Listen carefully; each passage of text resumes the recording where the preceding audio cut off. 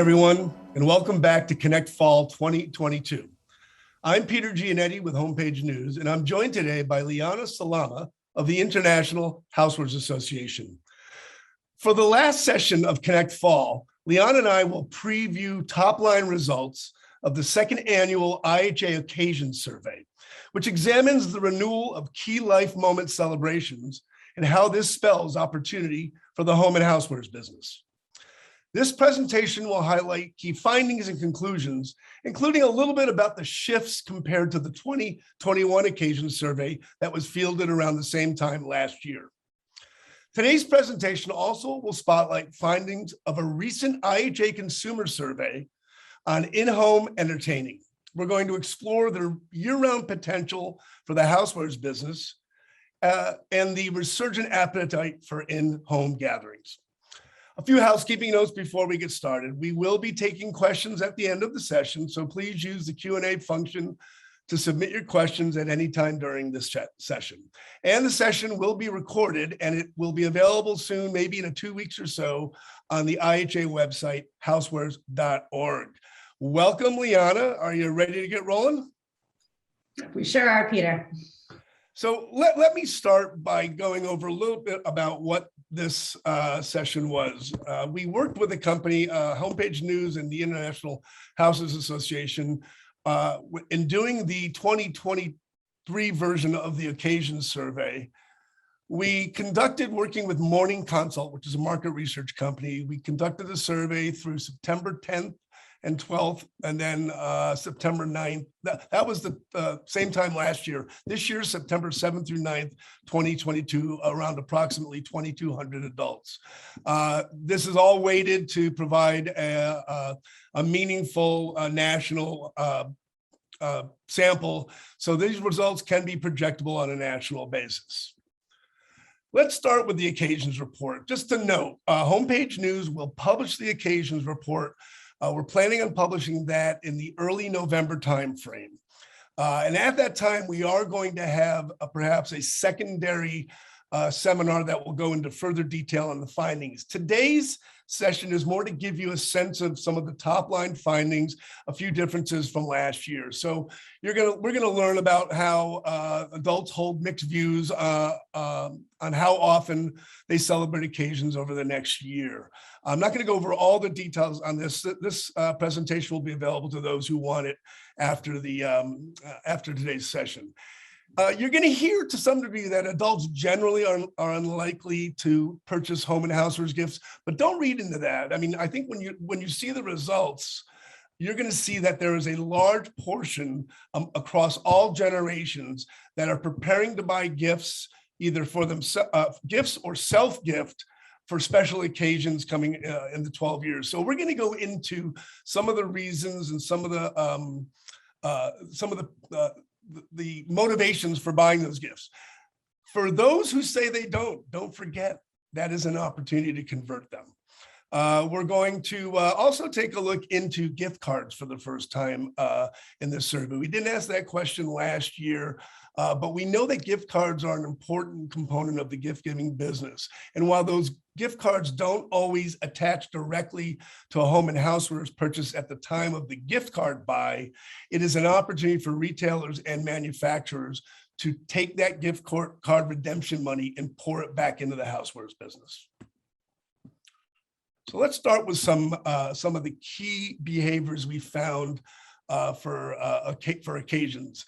One of the top findings we see is that 1/4 of adults say it is likely that their family and friends will have a wedding, a baby shower, new pet ownership, or housewarming and new home opportunities in the next 12 months. Leana, why don't you dig into some of the key findings here right now, and we can talk a little bit about what it might mean going forward.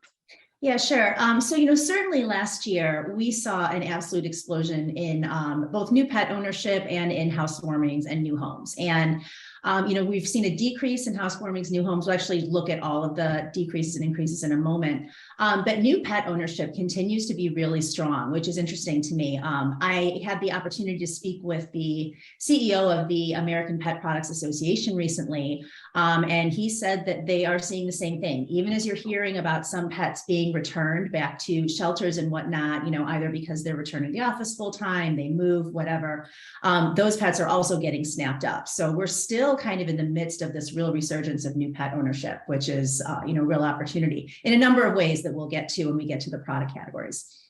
Yeah, I think so. I think what you have to see here is look at the opportunity points on this plot. There is buying opportunity because there will be celebration opportunities across all of these key occasions. And let me specify for those who may not recall, we're zeroing in on 8 occasions that aren't necessarily annual events, such as birthdays and anniversaries. So there's going to be an ebb and flow accordingly to a lot of these. And a lot of these reflect different life cycles. So as one occasion sort of gains a little ground, perhaps one loses a little ground on the other side of it. Zero in on the opportunities. On the housewarming, we'll get to that in the new home. I think we knew that there was a lot of real estate activity in new home, people moving during the pandemic. So it's not surprising to me that that one will track down. I am still surprised, although, and it's very encouragingly surprised, that pet ownership intent continues to really kind of go through the roof right now. Yeah. So let's dig into pet ownership. I think there's some interesting demographic patterns here, specifically as it relates to the younger consumers. Leana, why don't you? Yeah, absolutely. I mean, I think that, what you're seeing here is that millennials are just, they're driving a lot of this, right? And when I talk about millennials, we've broken this into different age demographics based on ages. And then in the subsequent webinar, we'll talk more about actual generations within those age groups. But millennials, given to your point, Peter, a lot of this is about what age are people, what point in their lives are they at? But that 18 to 34 is just driving an enormous amount of the areas that we are seeing growth in, right? Whether that's pet ownership, new home, et cetera. Baby showers, weddings, engagements, all of these things are really, really dialed in on that 18 to 34 set, which I think, is going to play out as more millennial than Gen Z as we get into the details. Exactly. I mean, these are significantly higher percentages in many respects. And while we zeroed in on pet ownership, you can't discount the percentage on housewarming, baby shower, wedding, and engagement.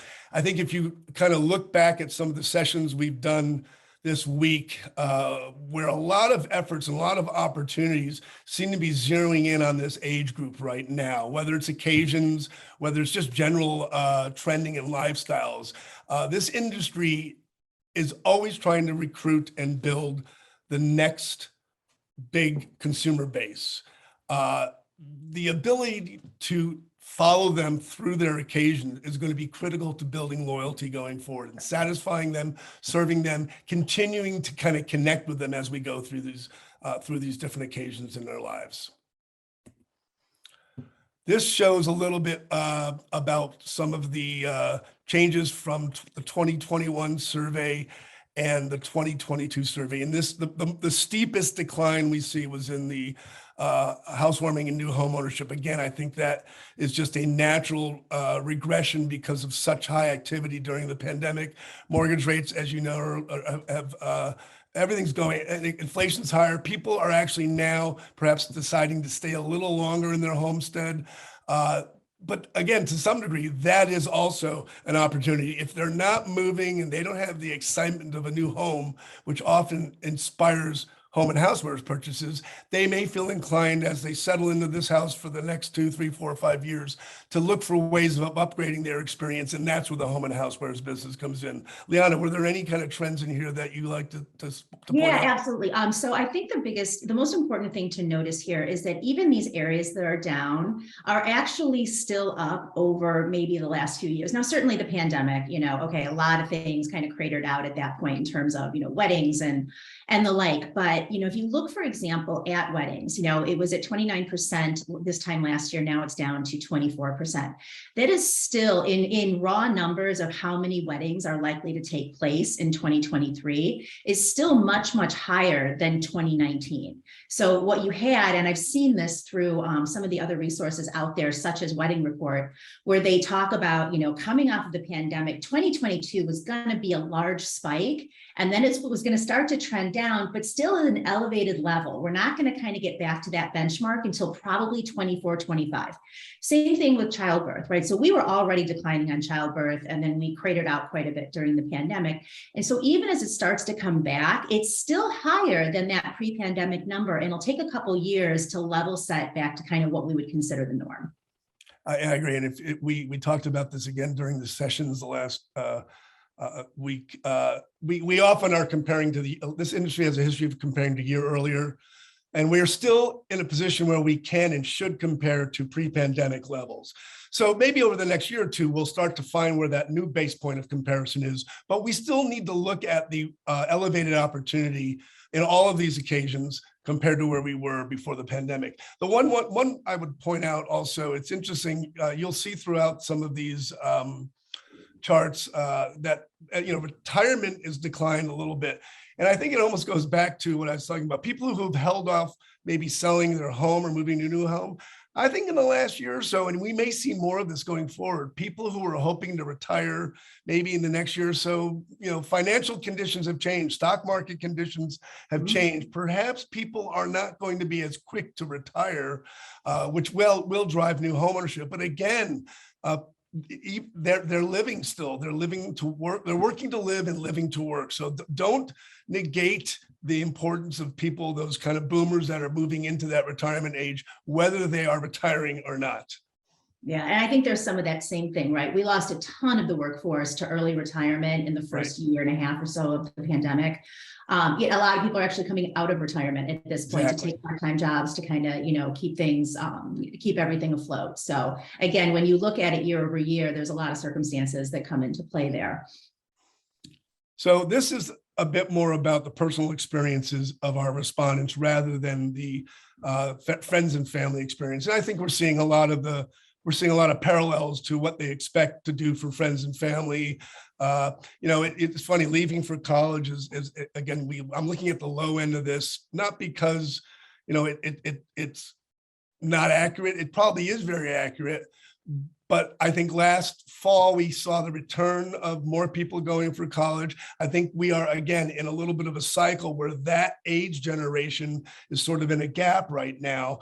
And I think that's, while there are opportunities around that business and should continue to be around that business, I think we need to kind of keep our wedding, bridal shower, engagement. They're all related.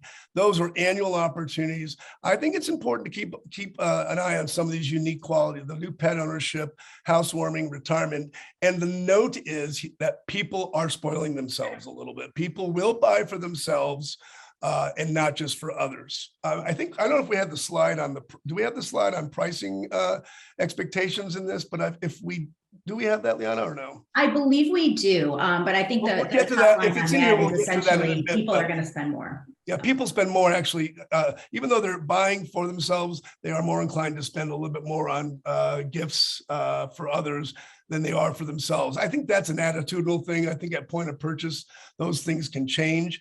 But it also tells me you may have an opportunity to step up the consumer who says they're willing to spend less for themselves. Maybe that's an opportunity to kind of get in front of them a little bit more often through marketing, hit them at the occasion so they feel you're talking to them, and maybe they'll look for a more a better experience that also includes a little bit of a step up. Anything in here else that you think we should take a look at?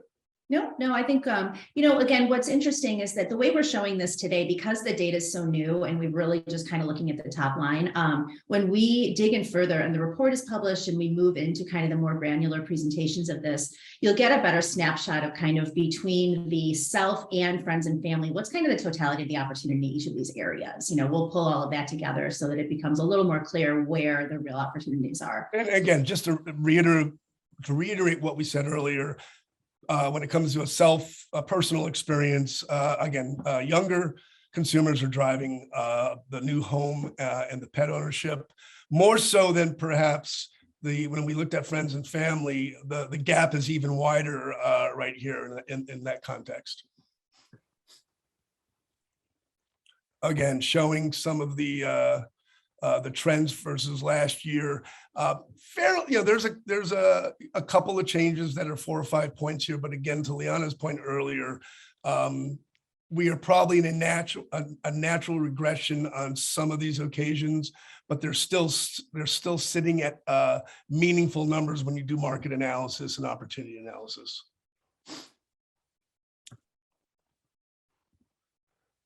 Okay. Here we're looking at likely purchasing home and housewares products for housewarming and wedding. So now we're starting to take the intent to celebrate these occasions in the next year and attaching the housewares opportunity to it. So Leana, is there anything here to get us started that is worth noting right now? No, I think, again, the top line finding that we got from the research company we worked with was that, you're really talking about, a quarter or less of people with that intention to buy home and housewares gifts for these occasions. And to your point, we'll talk a little about gift cards as we go here. That's a massive, actually, that's, if we had asked about gift cards as part of this, you would see the numbers be very, very different, but there's huge opportunity in there for those people who aren't thinking that way, especially again, when we get into some of the products that people are inclined to consider for these different occasions, there's some things there that aren't necessarily obvious. So there's definitely room to grow here. Again, and while I'm no statistician, I know when things become meaningful. When you hit that quarter and above of your sample size and it's nationally projectable, I mean, that's huge opportunity that can't be ignored. Again, we're seeing this trend toward the young. It's just another example of a trend toward the younger adults that are driving some of the bigger portions of this opportunity for home and housewares, especially when it comes to housewarming and new homes. You see, 43% in that 18 to 34 bracket, and still 37% in the 35 to 44-year-old bracket. That's all pent-up opportunity for this industry right now. And it's going to happen. If the house isn't purchased now, maybe it's going to be purchased next year. Yeah, and I just want to point out too that in housewarming and new home, a lot of people would naturally be inclined to think of that as actually purchasing a home. That could be any kind of new home arrangement, right? I'm changing apartments. I'm leaving college and I'm leaving my parents' house and getting my first apartment. There's all kinds of iterations of new home types of events that that play in here. Yeah, and as you go in deeper into some of this, you realize that some people are, for the most part, some retirees may be downsizing, first-time homeowners, maybe actually moving, or second-time homeowners may be moving up a bit from their first, and that's why we want to keep an eye on these trends as we go forward. There was some surprising results in this. So we looked at when adults would be most likely to purchase a gift in the next 12 months for the tested occasions. And yes, we understand that there is seasonality to some of these occasions, especially weddings and back to school and things like that. Others perhaps less seasonal. And not surprisingly, we see that the July, I think the July-September period is as high in a lot of these. I was surprised to see so much activity. I don't know if you were kind of even earlier in the year in some of these, like the April to June, it extends through December. I mean, this is a year-round opportunity for just about every occasion right now, with the exception of perhaps leaving for college. So, well, and actually, it's funny you say that because the leaving for college one is the one that kind of jumped out at me, right? I mean, the July to September timeframe, that's obvious. But, then you've got this 18% in the April and June timeframe, and you're kind of like, what? And it reminds me of a really interesting conversation I had with our friend Joe Jaratowski from NPD Group, who I'm not sure if he's watching this or not. But we had a conversation about kind of triggers for different activity related to these occasions. And as we talked about leaving for college, it was, yes, certainly over the summer is when you're really kind of like getting everything in order to leave. But there are triggers that happen before that, right? There's the acceptance letter. There's I'm accepting the acceptance. There's I got my dorm assignment. I got my roommate. There's things that happen well before the actual, leaving the house and moving into your dorm that may be part of a trigger that moves some of these purchases along. So I think that's a fascinating way to look at it. When you see things that are so rooted in a very specific time of year, and then you see the opportunity branch out in other. You know what? You bring up a good point. This is something Joe talked about too. The traditional promotional cycles have kind of been obliterated.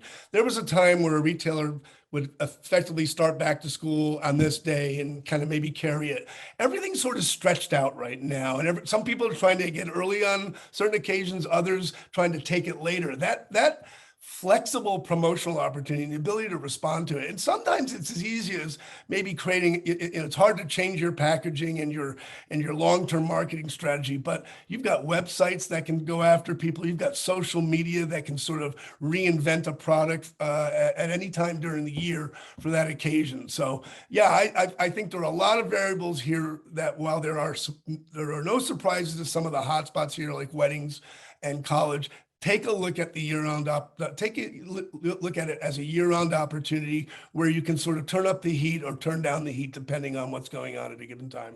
Yeah. Hold on, let's go to the next one. Okay, so this is where we start to get into specific types of products that people are buying for specific occasions.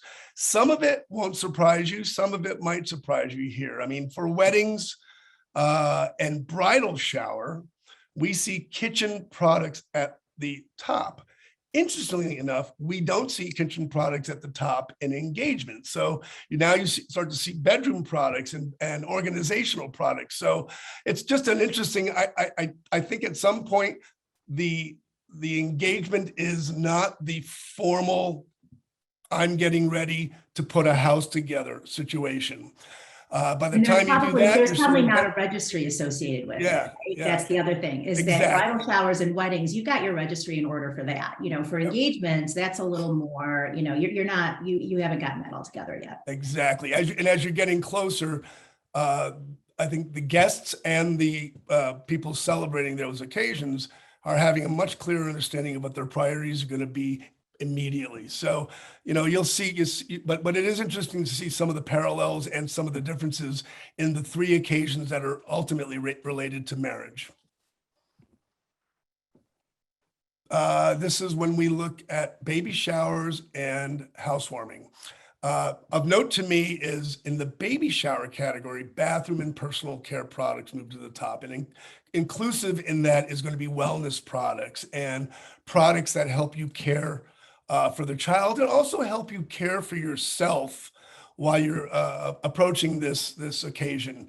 As we shift over to housewarming and new home, no surprise perhaps that kitchen products is there, but look at how organization products kind of move near the top. The first thing people are going to try to figure out when they move in a new home is how much room do they have to put the stuff away? And so and decor's into that mix as well too. That's going to be a time when you're thinking about decorative.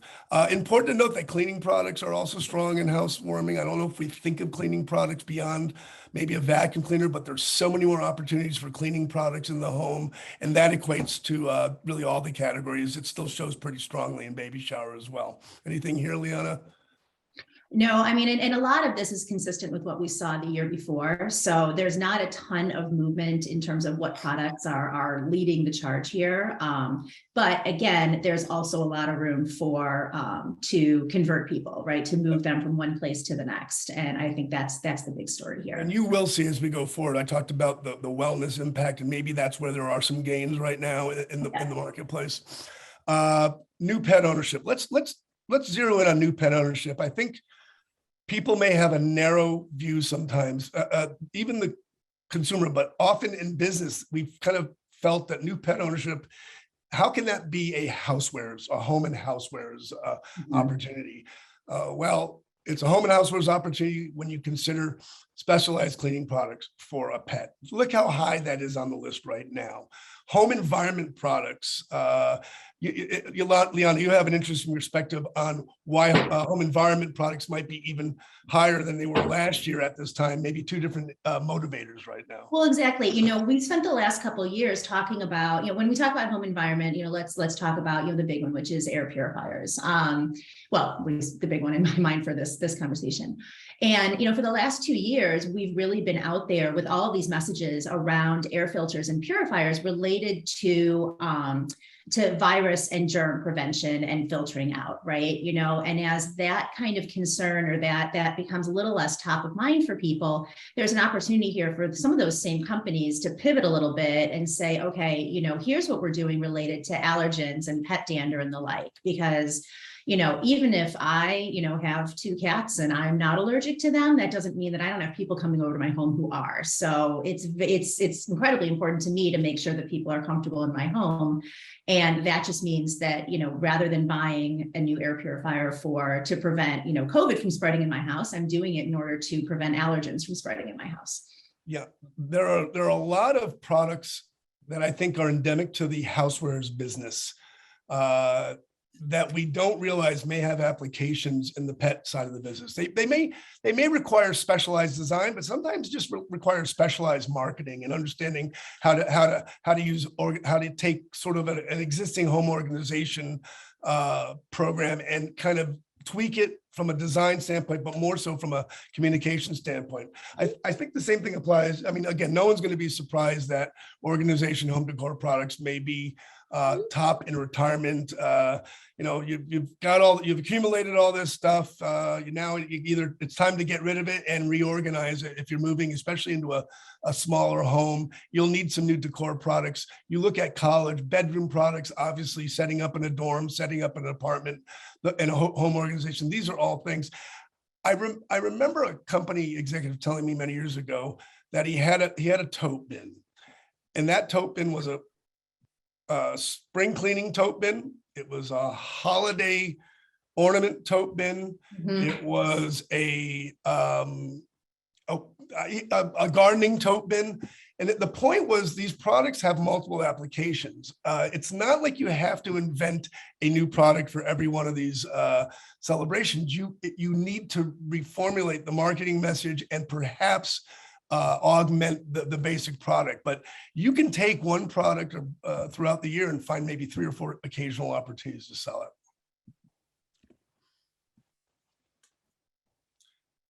This is just kind of a breakdown of how important the kitchen category is when you look at the occasional celebration. It's driven in many cases, not so much by the appliances, more by the kitchenware, cookware, bakeware, tools, et cetera. But look, appliances are right up there. And then it also kind of drives into the need for dinnerware, flatware, serveware.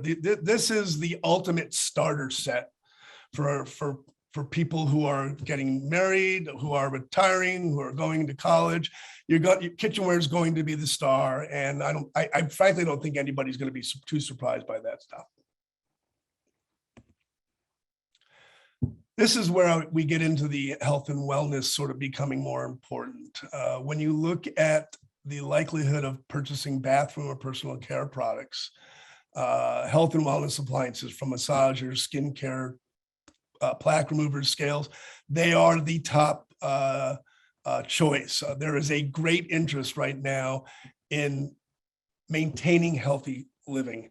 We were made to be more aware of that in the last 2 years.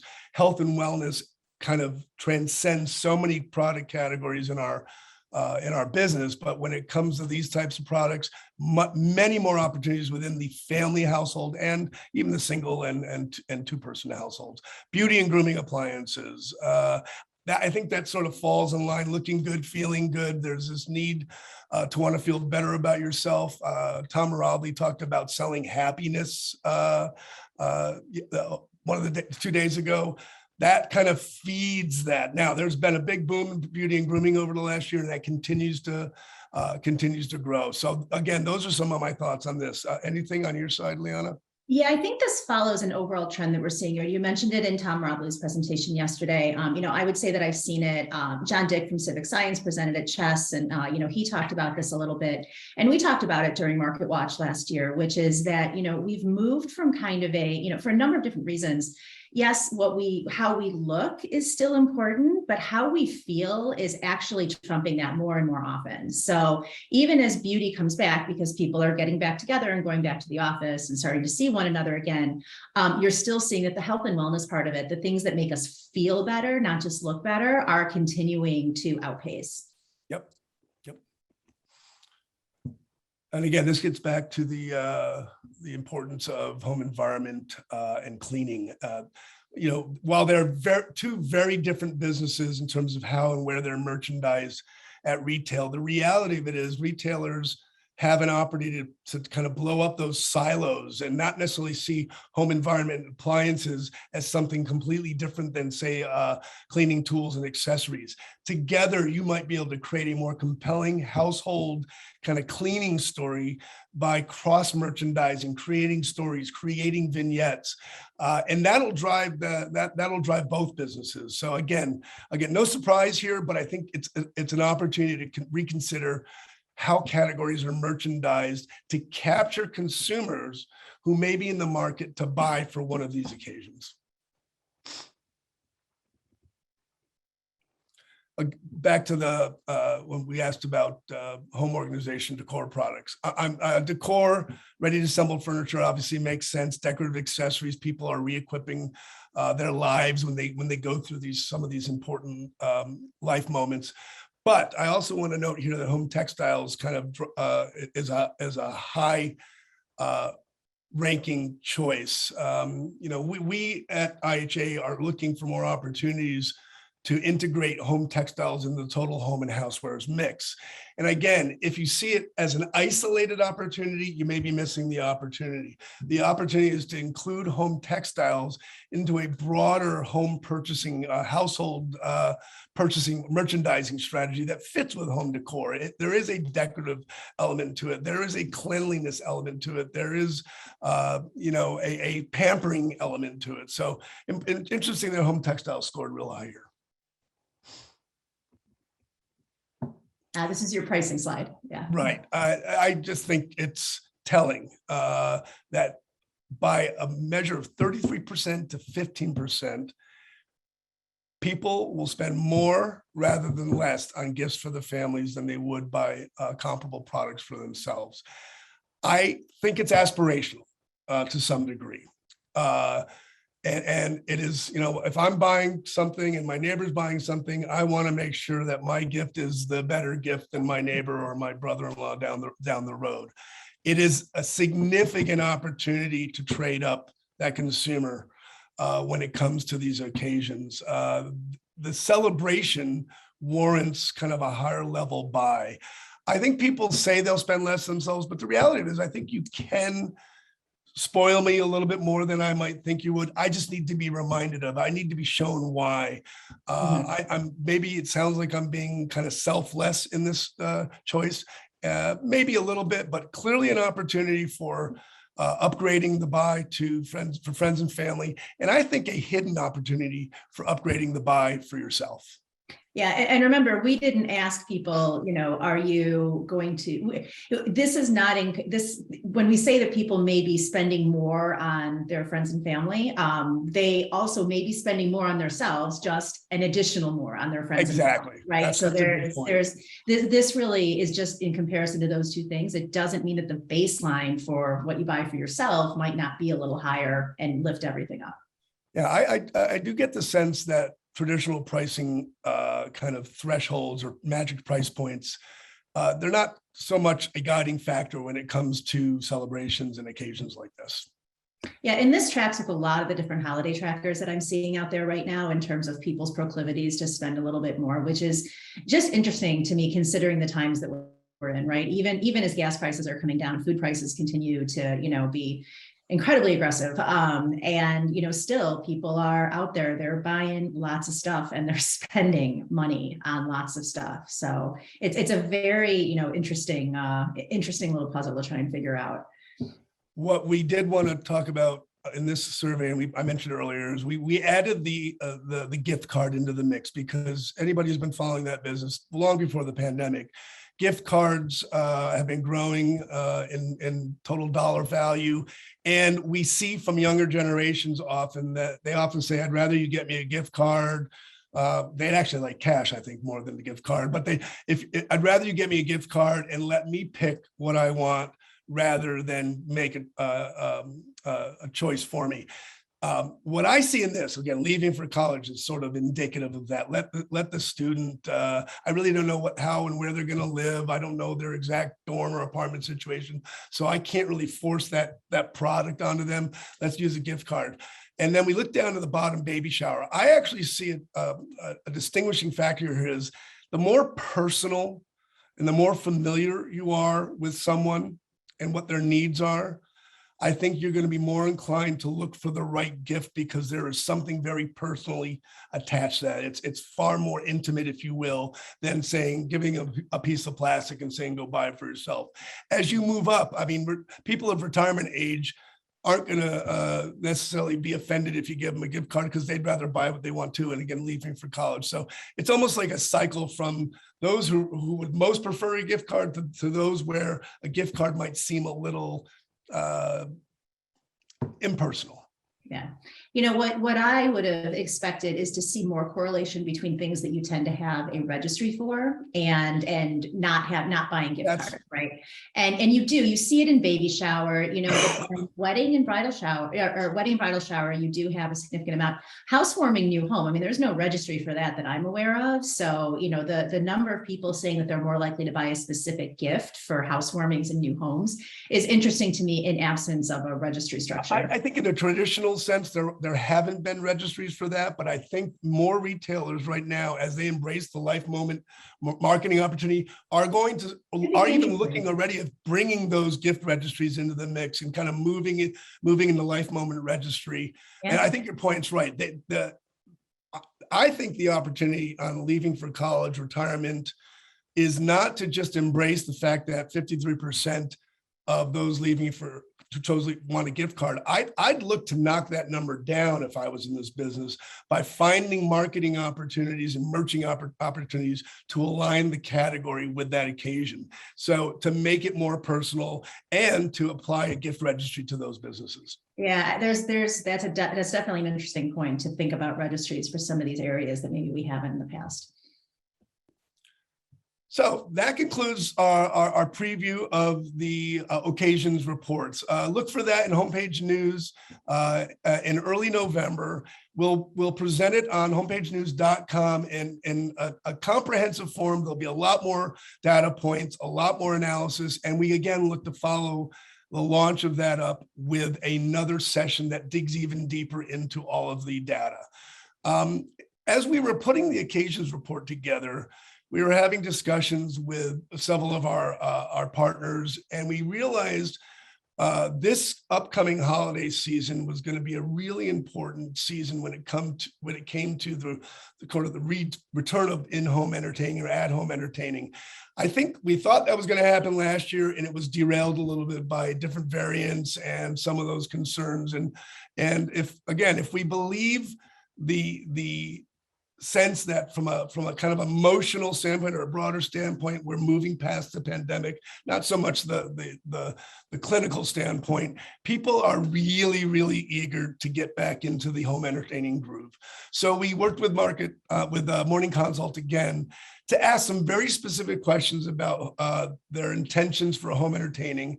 And we actually did it, interestingly, in two ways. We looked at home entertaining from a casual entertaining standpoint, and then to sort of tie it into what we're doing with occasions, home entertaining from a more occasional standpoint, but in this case, holidays, Thanksgiving, Christmas, and the like. So let's go forward with that. This was fielded September 15th through 17th, around 2,000 adults, again, a nationally projectable sample.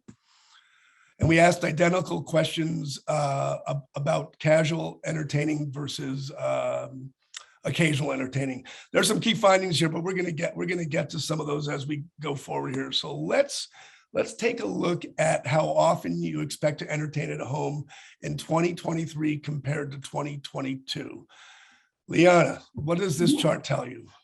Well, it certainly tells us that the vast majority of consumers are going to either entertain at home the same or more, right? The actual percentages of folks doing somewhat less often or much less often is extremely low. Trying to see if I can find the actual numbers here in the deck, but so again, it basically tells us that what we thought and what we were hearing from all of our partners is correct. And I think some of it is about the holiday season this year and kind of the nostalgia for getting together. I mean, gatherings are back, we know that. Yep. But as we go to a place where eating out at restaurants, other places is more and more expensive, again, when it's more expensive to eat out, when people feel the pinch on their wallets, they bring these things into their home. So, as other folks are out there talking about, how we're going to eat more at home, we're going to cook more at home, we're also going to entertain more at home. So I think this really speaks to that. It is interesting to me that casual is slightly higher than occasions.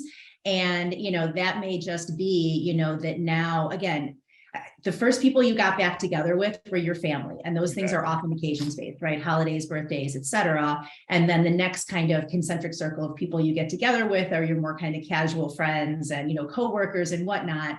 And those are your happy hours and dinner parties, exactly. Types of things. It's funny you said, I think the occasional celebrations, they're not so much forced upon you, but they are programmed celebrations. Yeah. The casual stuff, the informal stuff, the spur of the moment stuff, hey, let's get together for a barbecue stuff.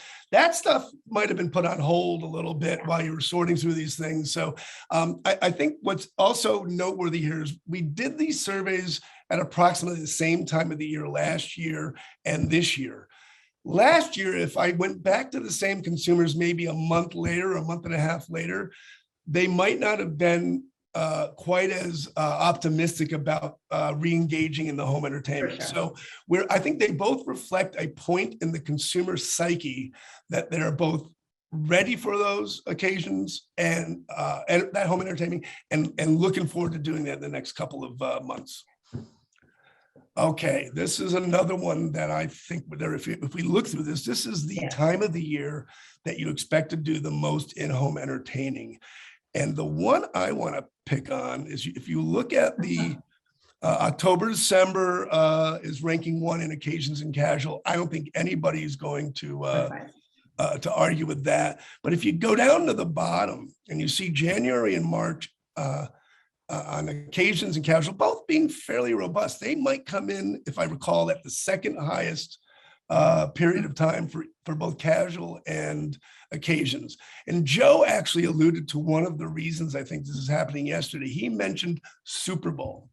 And we don't often realize that to many homes, the Super Bowl after Christmas and Thanksgiving, if not more than Christmas and Thanksgiving, may be one of the biggest in-home gathering occasions of the year. I don't know if that's embedded in this, but I'd like to believe it. I also think there may be some issues as you get into March, depending on how the calendar falls, you're getting closer to some of the spring religious holidays, Passover, and Easter. So there may be some of that baked into this. We didn't ask those specific questions, but what it tells me is don't give up on any period of the year when it comes to when people need to do this. And the good news is, I've already started, because I just can't help myself, digging through some of the crosstabs on this information that will roll out, with the report and with subsequent presentations. And there is both a regionality to this and a religious bend to this, because we have both of those things. And there's also generational bend to it. So it is very interesting. You can look at all of those things in terms of what part of the country are you in, what generation are you in, and what is your religious affiliation, and you start to see some movement. Yeah, I know people who are getting ready for the Super Bowl already. So that I don't know. That's not a crosstab. We'll just say that. Okay. This is a chart that shows casual and occasion, the difference between casual and occasion in home entertaining expectation with regard to how many people that you expect to gather in your home. Frankly, I actually thought we'd see a slightly higher 11 to 26 than we did, although it's still a significant number. Clearly, Especially on occasions, I would have thought, yeah. clearly 10 or fewer. All right, so does it tell us that people are still just sort of dipping their toe back in the water with regard to these? Are they still exercising some restraint? I don't know, but I think 10 or few, I think outside of holidays, specific holidays, most people aren't going to have 30 people at every indoor party they have. I just would have thought I'd seen a slightly higher number on the 11 to 26. Do you think there's anything behind this? The casual side of it, the blue bars there tracks very, very well for me. The green, the occasions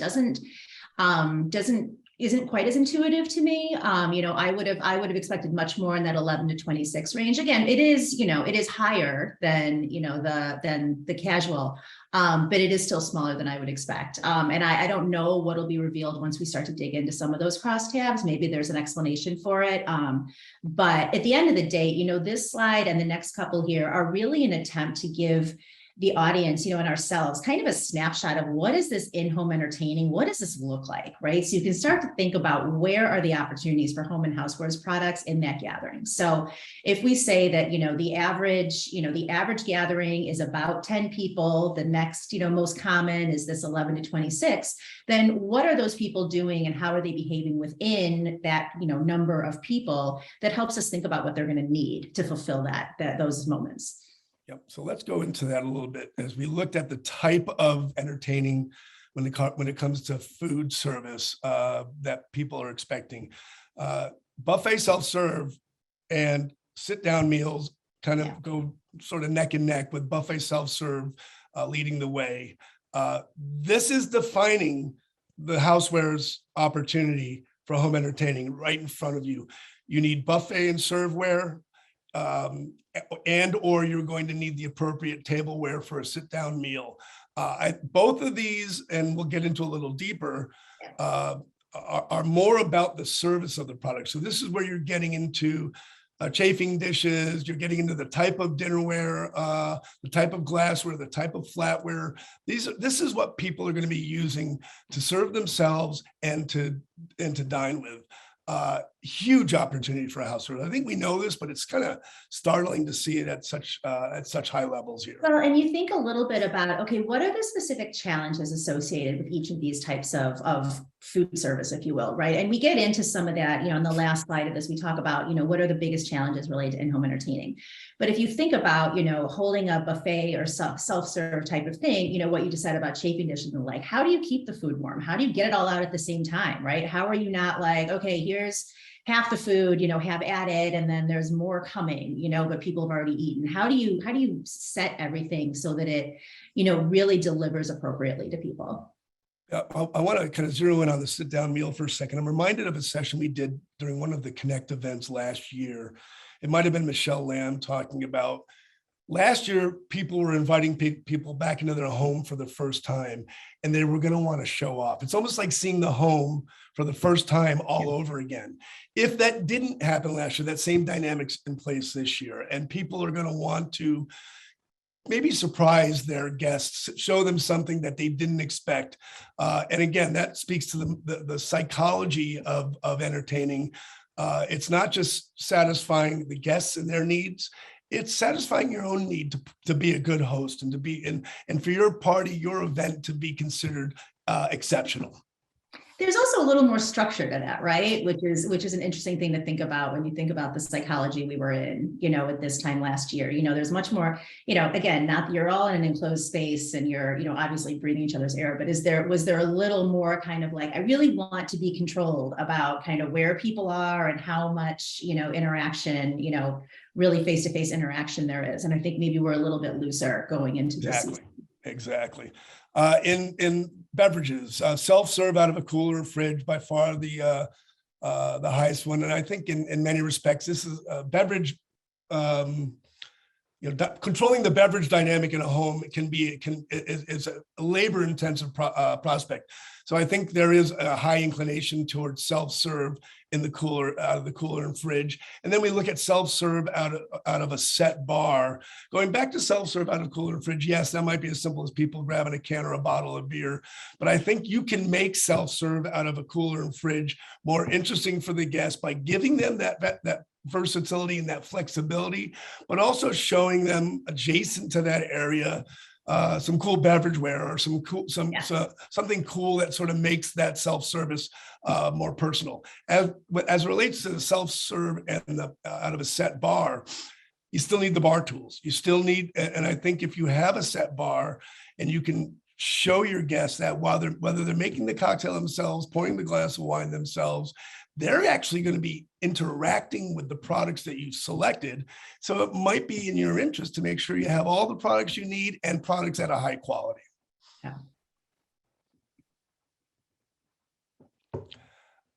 Sets. Interesting question. Do people use their everyday wares for occasions? Are they buying special sets, seasonal sets, or are they using disposable? It's interesting here that it's almost split down the middle, although there's some differences between casual and occasions if you look at it year to year, between using everyday sets and mostly disposable. I'm going to zero in on mostly disposable. I don't think any of us would be surprised that people are using red Solo cups and disposable tableware and the like. I think that's wide open territory for this industry right now. And not to settle with a scenario where consumers, you can talk about the environmental benefits of not having waste and not putting back all this plastic in the environment. You can take them and completely enhance an experience by moving them into even everyday wares that are a little bit more elegant and a little bit more durable and a little bit more satisfying than non-disposable stuff. I mean, obviously within the everyday sets, that's a huge market, and there is a significant market for specialized sets. I think people right now maybe are looking to get back into the game with their everyday wares, understanding kind of what they need going forward. We could see the difference between everyday sets and kind of special sets change as we go forward next year. Anything in here, Leana, that stuff? Yeah, off the top of my head, disposable outperforming casual from occasions, and disposable being correlated more than casual and disposable. At first it surprised me, but then you kind of think about when I have people over at my house and it's a small group of people and it's very casual, it's very easy and there's not a lot of cleanup involved for me and just pulling out some of my everyday stuff, right? If there are, if I've got 20 kids coming over for a birthday party, like no way am I rolling out, and that is occasions based. You're not putting the fine china and and not even just my everyday stuff. Absolutely not. So the larger the gathering, the less likely I might be to use, an everyday. It actually, in a large gathering, I'm probably either going special set or disposable, because either I'm entertaining family and I'm using my grandma's china that she left me, or I'm entertaining small children and I'm using all disposable. But it also just occurred to me, and there are companies in the housewares business right now that are making a concerted effort to develop what they call disposable product, but at a clearly higher level, better quality materials, better design. And it starts to move into not just disposable, it starts to move into reusable. It may not be permanently reusable, but there is some sustainability in that product. And I think that's an opportunity for the people in this industry, is to, where you feel disposable is an opportunity, find a way to enhance that opportunity with better quality, to enhance the experience, but serve the same need that you just demonstrated, where you need to recognize the 20 kids that are at the table eating pizza. So this is an interesting question. How often do you send food home with your guests? And the answer is always, usually, occasionally. I mean, there's a high incidence of expectation. The first thing is obviously, well, that's a huge food storage 90% plus of people saying, occasionally, usually, or always.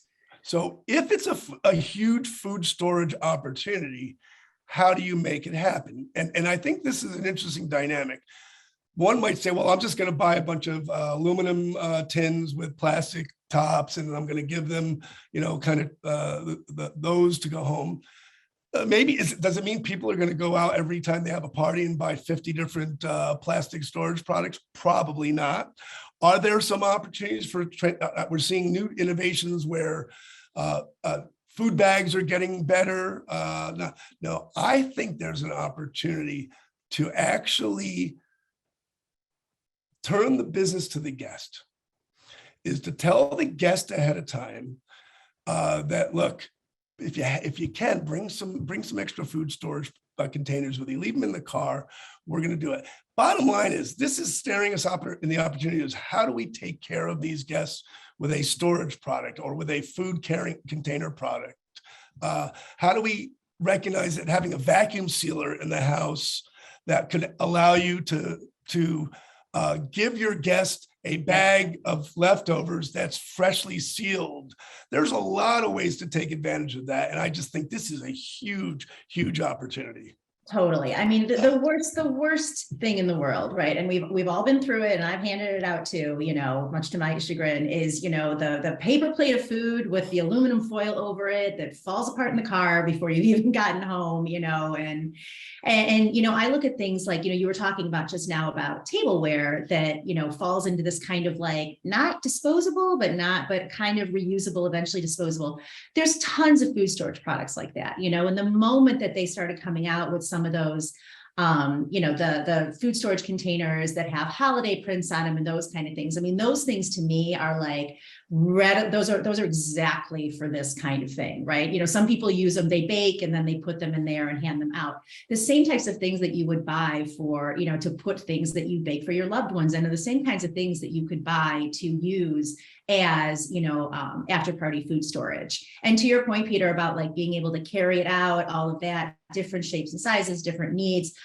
Food storage is already, really, really doing well right now, because all of us are trying so hard to stretch the dollar and to make sure that food's lasting. I think it might have been Leanne Schwarzkopf yesterday who said that, we waste, every individual person wastes something like $1,400 worth of food a year. And then in my family, there's 4 of us, and then 2 of them are kids who never eat leftovers. So it's probably more than that, so food storage is already having a moment, and I think there's, to your point, the opportunity here is really interesting, but it's the opportunities to be creative about it. Now, I got to be honest with you, I haven't, in the 30 years I've been covering this business, last few years, some of the interesting solutions in food storage, beyond traditional innovations on the traditional food storage, just a really interesting category. I love the vacuum bag idea. I think that's great. I mean, that's a great way to send food home with people, right? I love that. Greatest challenge, we're getting close to the end here, folks. The greatest challenge related to at-home entertaining. Both of these have nothing to do with the actual time you're at the party. It's the before and the after. Cleanup is by far the biggest challenge. And you need to recognize when you're developing an at-home entertaining merchandising or marketing program that the party isn't done from the host perspective until it's cleaned up.